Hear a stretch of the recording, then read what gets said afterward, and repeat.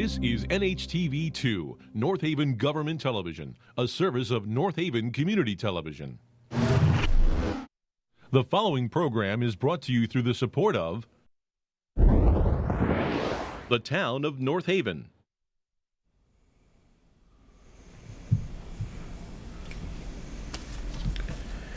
Good evening, everyone. I'm Mike Frieda, North Haven's first Selectman, and welcome to our November Board of Selectmen meeting. It seems hard to believe we're 11 meetings into this year, with one more this year in December.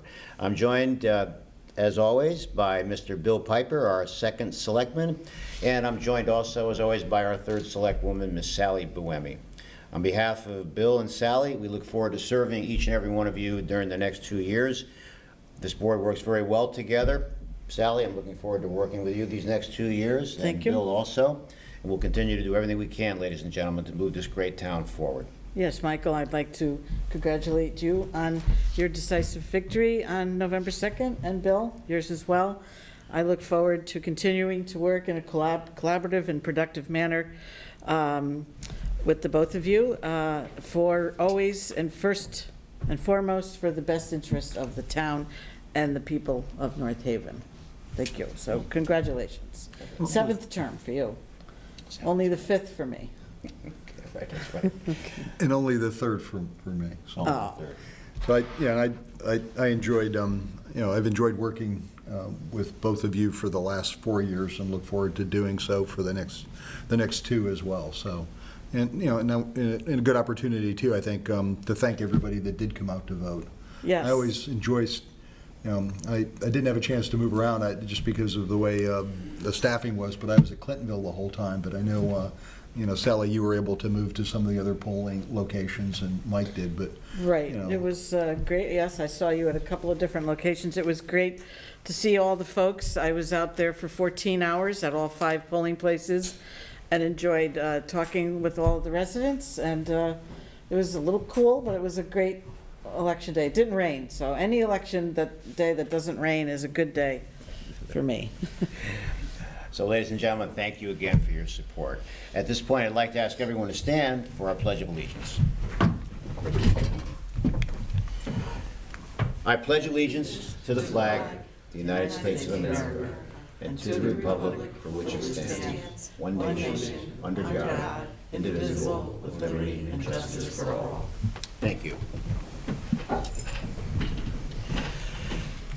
Moving on to item number 2, public comments to tonight's agenda. Any public comments to the agenda before us? All right. Seeing none, we'll move to item number 3, the approval of the minutes of the Board of Selectmen meeting from October 7th. I will make a motion to approve those minutes, October 7th, 2021. I'll second Sally's motion. Okay, we have a motion and a second. Any other discussion? Hearing none, we'll call for that vote. All those in favor signify by saying aye. Aye. Aye. Thank you. Item number 4, there's no PowerPoint tonight, ladies and gentlemen, but a couple of things I wanted to mention. Our Veterans Leaf Cleanup Project is Saturday, November 13th at 8:30. And this is a project that has been going on now since 2014 with a wonderful woman in town and her husband. Her name is Paulette DeMeo.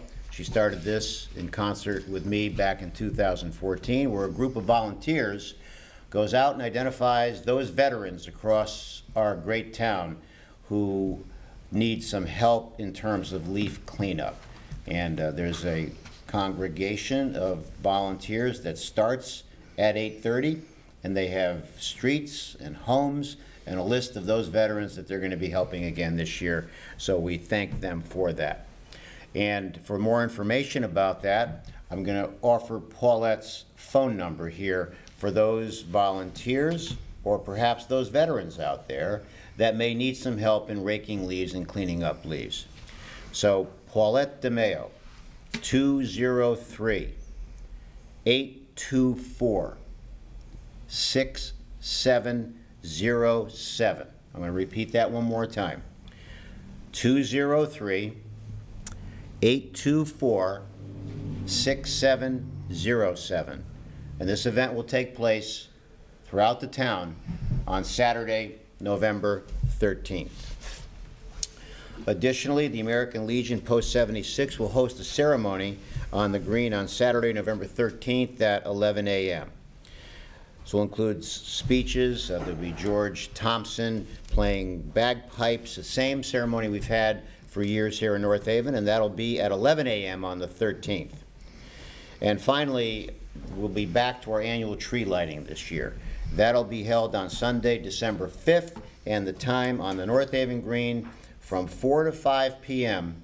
And as soon as it gets dark, somewhere around 4:45 or 4:50, we will have some speeches, and we will welcome the crowd, and the tree will be lit around 5 p.m. So thank you. And by the way, there'll be characters, and Santa Claus will also plan. He's planning to be there. So thank you for that. I just want to say that raking program for the veterans is just a great thing, and I want to commend all the hardworking folks that make that happen every year. They did that for quite a few years for my dad, who you knew, Yes. who was a World War II veteran. It's just a fabulous program and very much appreciated. So I'm very thankful for those great group of volunteers dedicated to that endeavor year after year. It's just a great service to our veterans. Thank you. Okay. Moving on to item number 5 on correspondence. Sally?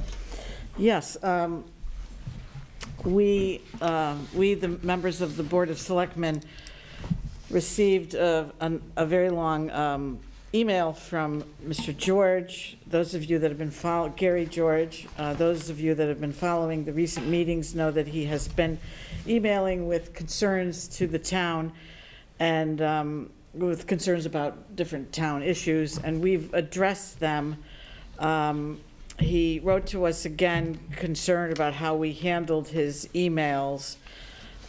We didn't read them because of their length. Instead, the First Selectman felt, and we agreed, that summarizing each issue and then responding to it was the way to go. And so I believe we have a consensus that, well, first of all, I want to say that I always appreciate folks that email us with suggestions and ideas, questions.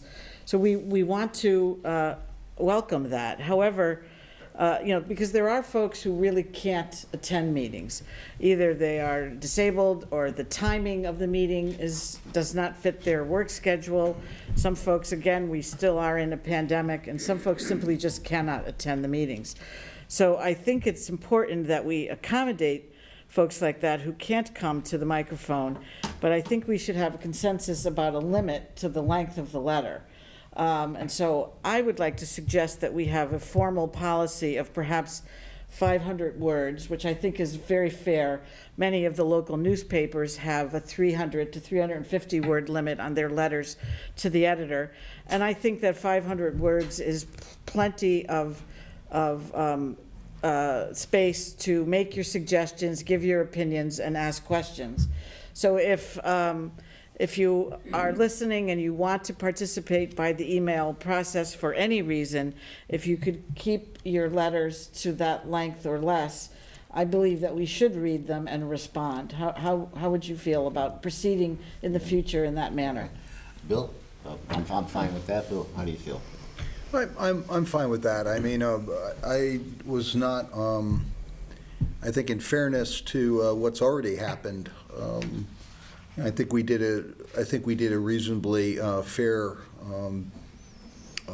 job of summarizing maybe some of the things that, that were in his emails previously.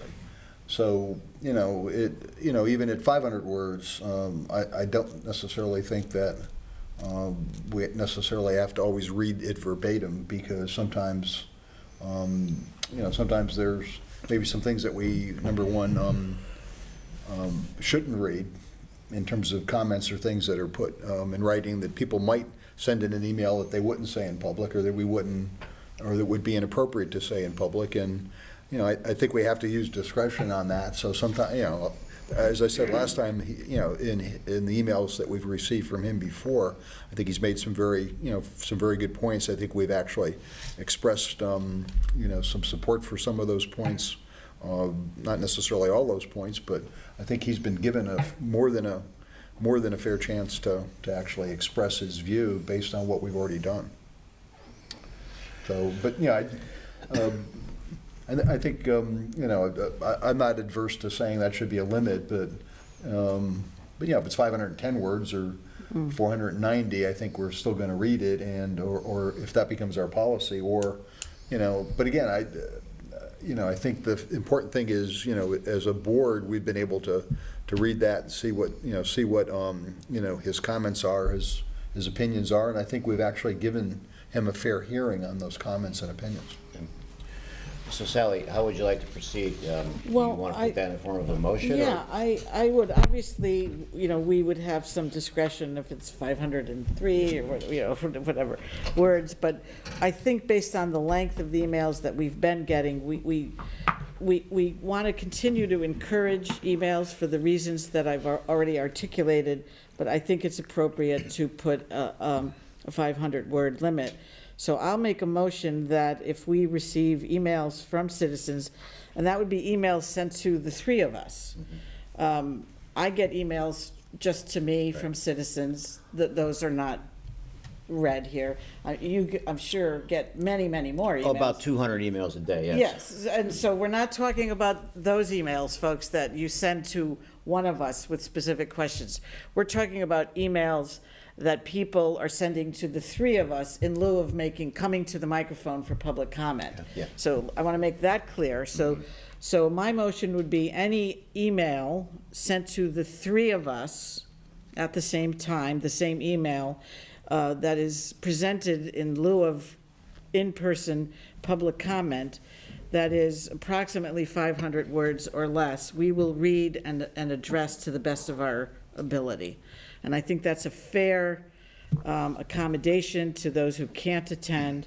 So I will make that as a motion of a standing policy of correspondence, we'll call it. All right. For the Board of Selectmen moving forward. All right, so we have a motion. Is there a second? I'll second I'll second Sally's motion. All right, so we have a motion and we have a second, ladies and gentlemen. Any other discussion? All right, hearing none, we'll call for that vote. All those in favor? Aye. Aye. Motion passes. Thank you, Sally, for the recommendation. Okay. All right, so let's move on to item number 6. Who would like to handle that? Bill, you want to do six? Do we have to read each one of these? I think we should. Yeah, so Bill, why don't you yes. do 6 and I'll do 7? Sure, or, there's, and then, I'll do the property tax refunds if you're done with Okay. that. Number 6, and I'll turn it over to Sally after this, is to consider and act upon a resolution authorizing the sale and disposal of various surplus public works equipment and vehicles. Right. We do this routinely for vehicles from various departments. So I will, unless anyone else has any more comments about considering whether we should do this, I will move to 7. Yeah, so I'll just tee up you for Sure. number 7, okay? So ladies and gentlemen, there's a list of public works vehicles on this that Sally will read. These are older vehicles that we think there's still value to. So by authorizing this, the town receives revenue from these vehicles in terms of trade-ins or whatever it may be. So this is something, an expanded version of what we do every year with the police department with some of their vehicles. So this is a good thing for the town. That's my point. Sally? Yes, so item 7, I will make the following motion. Resolved that the town of North Haven authorize the auction and disposal of the following surplus public works equipment and vehicles. The Director of Finance, Edward Swinkowski, is authorized to determine acceptable bid offers or take said equipment vehicles to alternate auction locations. All revenue received will return to the North Haven General Fund. Okay, here we go. If you have to go get something to eat now, in the refrigerator, now would be a good time to do it. 2 Toro Groundsmaster 325D closed cab, 1 Toro Groundsmaster 322D open cab, John Deere 48-inch walk-behind mower, John Deere 52-inch walk-behind mower, 3 Henderson slide-in sanders, 3 11-foot plows, Ford Leaf machine, Chevy 8-foot truck cap, 94 Ford L8000 six-wheel dump parts truck, oh boy, 1FDYK82E1 SVA 27665, Gravely Model M12s, Hanson General Snowblower attachment, 12-ton trailer, 1994 Chevy 3500 dump truck, 1 GBJC 34F9RE 124820, 1994 L8000 dump truck, 1 FDYK A2EX RVA 49464, 1994 Ford L8000 dump truck, 1 FD YK82E1 RVA 49465, Chicago hydraulic benter, sod cutter with a bad gearbox. Well, at least we're disclosing that here. Manly Manufacturing 40 tons press, multiple attachments, blower, mower decks, Plexo metal shear, a 1989 John Deere 510 backhoe, TO510CG7 59831, a 2004 New Holland tractor model 3040, VIN ZA BD 11105, and finally, 1997 Ford F350 with service box, 1 FDK F38 F6 VEA 78645. Very good, Sally. Very good. So that is the portfolio of vehicles and equipment that we'll be looking to go to auction and sell. And as Sally mentioned, it comes back, the dollars, to the general fund. Is there a motion to accept? Well, I made that motion. We Very need a good. second. Is there a second? Sounds like we have gotten good use out of a lot of the equipment with 1994 dates, so I'll second that motion from Sally. All right, so we have a motion and a second. Any other discussion? Hearing none, we'll call for that vote. All those in favor? Aye. Bill, on number 8. Number 8, as normally is the case on our agenda, is for property tax refunds, all of which I think are routine and of a relatively small value. So I'll make a motion to approve the property tax funds as listed. Second? All right, we have a motion and a second. Any other discussion? Hearing none, we'll call for that vote. All those in favor? Aye. Aye. And I think that's it on the agenda, Bill and Sally. So item number 9, the next regular meeting of the Board of Selectmen is Thursday, December 2nd at 7 p.m. upstairs here in North Haven's Memorial Town Hall. Before we go to Yes, public comment, can sure. I just ask a question? In the current 21-22 fiscal year budget, we have the final phase-in of hiring 2 additional firefighters. I just was wondering if they've been hired yet. No, I don't think so. Okay. No. All right, I just wondered, Right. because they're supposed to start in mid-year, and that Right, in January. it's coming up so quick. It's hard to believe it's 4 months into the fiscal year, so I was just wondering if they'd been hired. And the same would apply for the 3 police officers. The 3 officers, not yet. Okay, thank you. All right, well, ladies and gentlemen, we have some members of the public here. Is there any public comment this evening? Jenny Caldwell.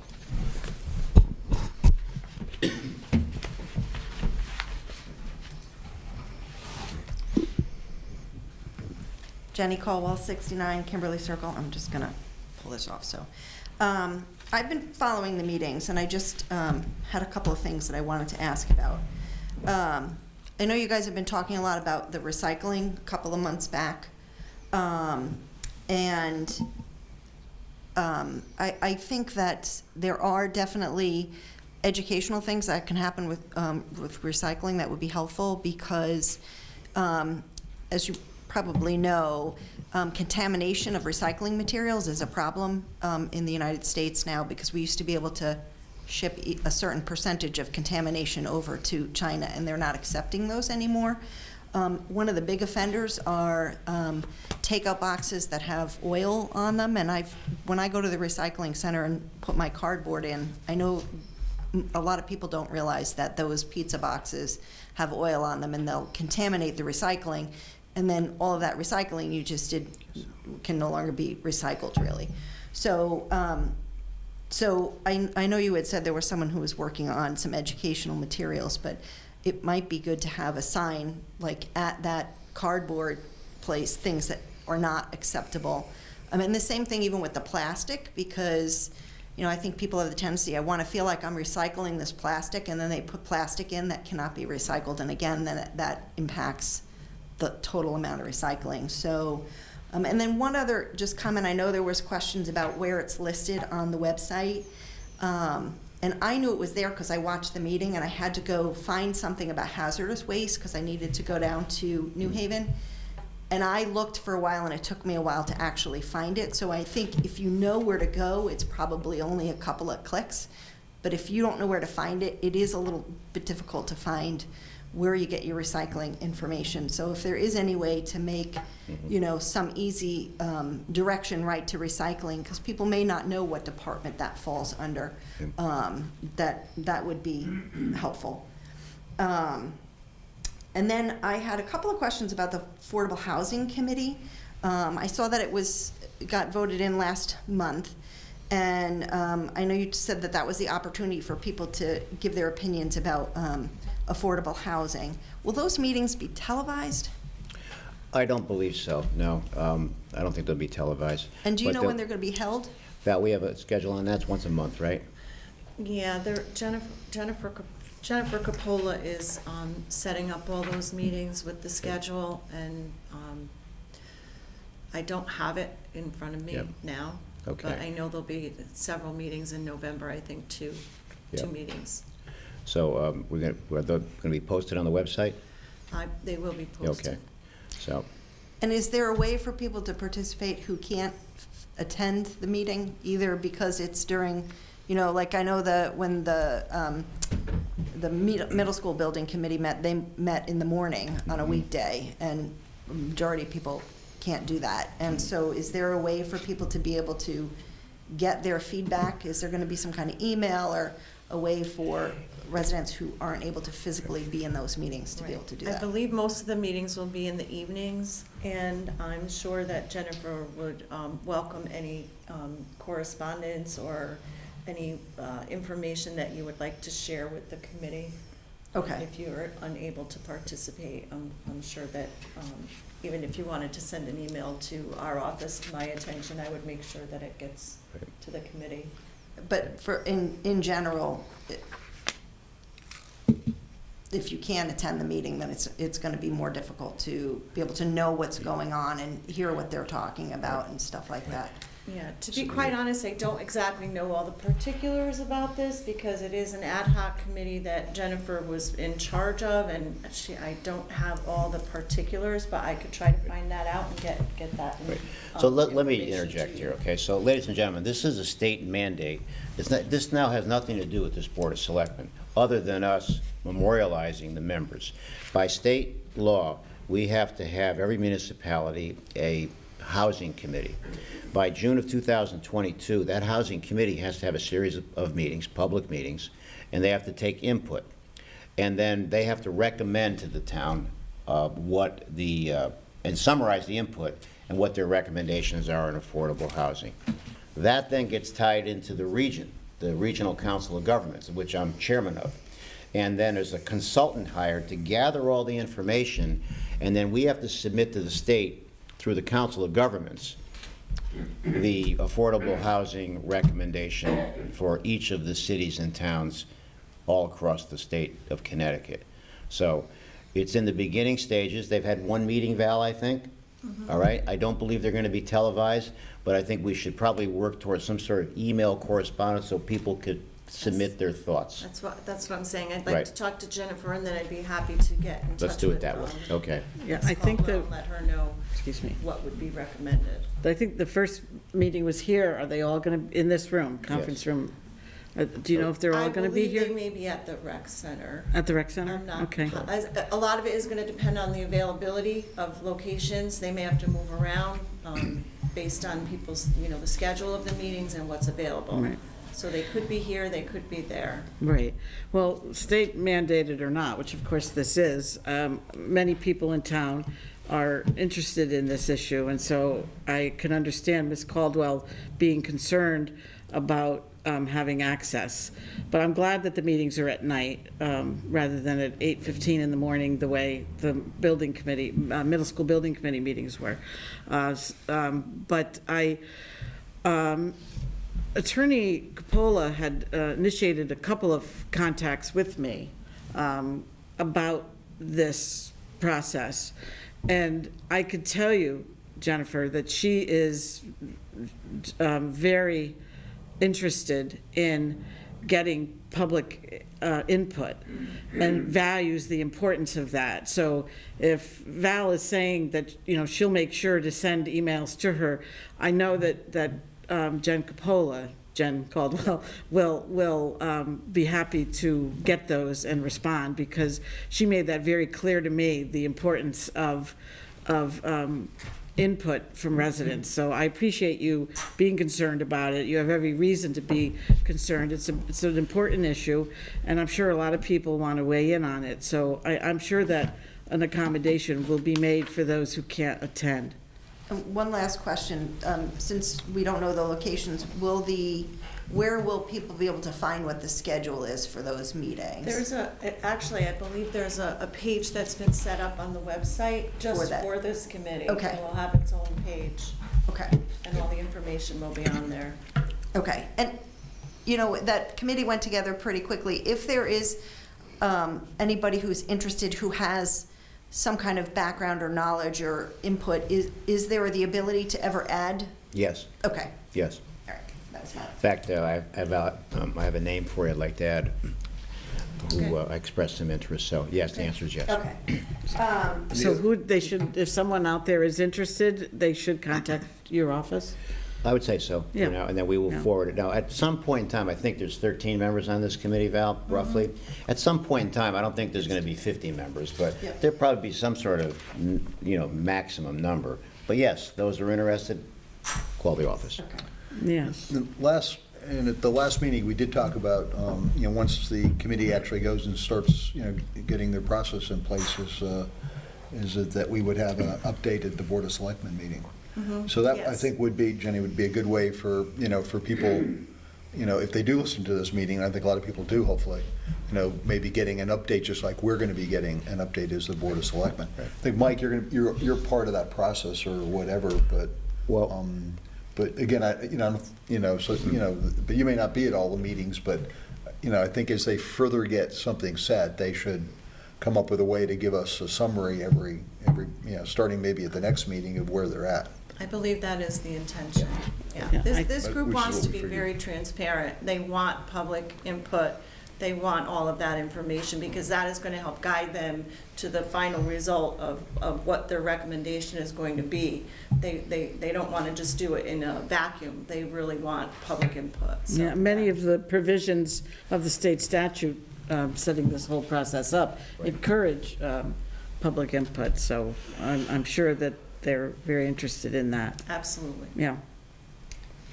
The other thing is, when Jennifer Coppola was talking originally about this topic, she was talking a little bit about during the pandemic and meetings were virtual, but that there was some kind of requirement for the documents to be online, and some of her towns decided to continue to put the meeting documents online.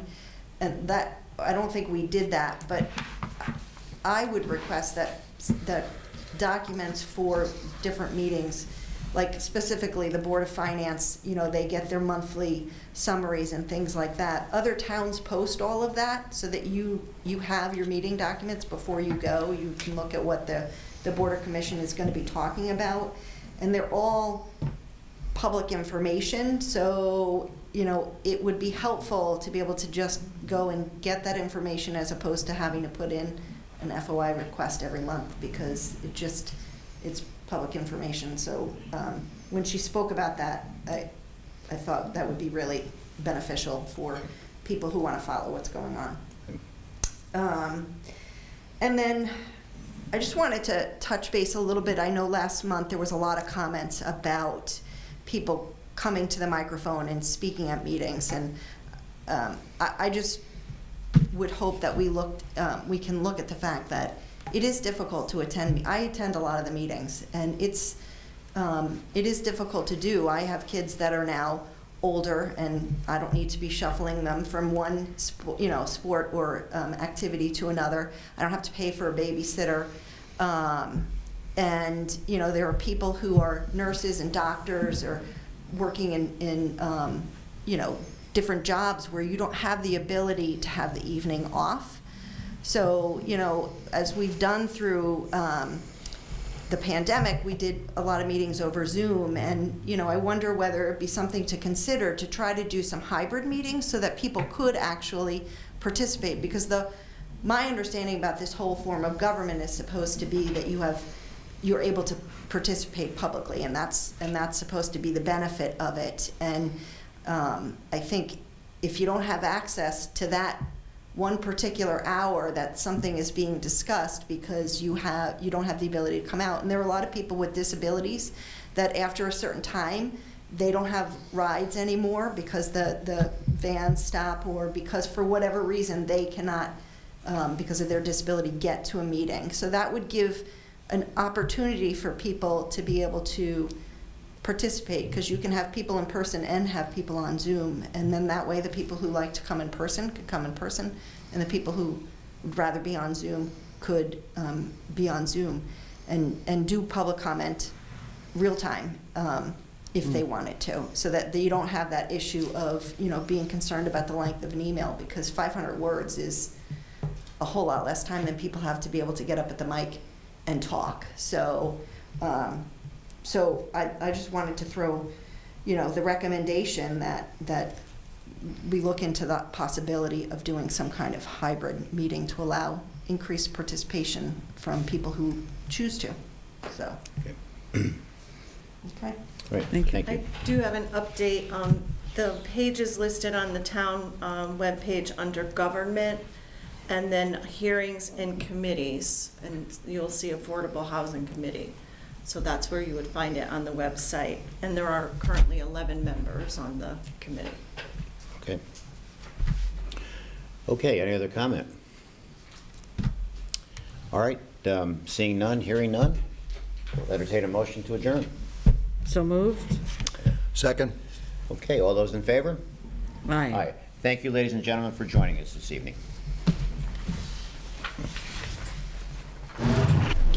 The preceding program is brought to you in part through a grant from the town of North Haven.